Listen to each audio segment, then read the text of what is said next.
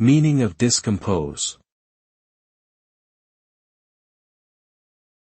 Discompose.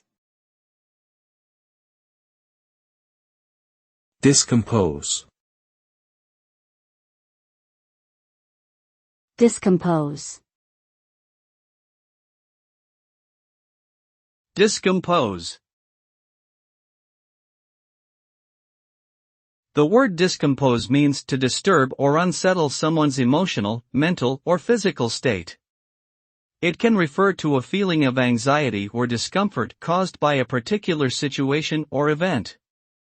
When someone is discomposed, they may feel agitated, nervous, or uneasy.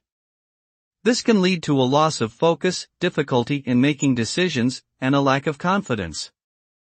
The result of being discomposed can be a feeling of unease or tension that can negatively impact one's ability to perform tasks effectively.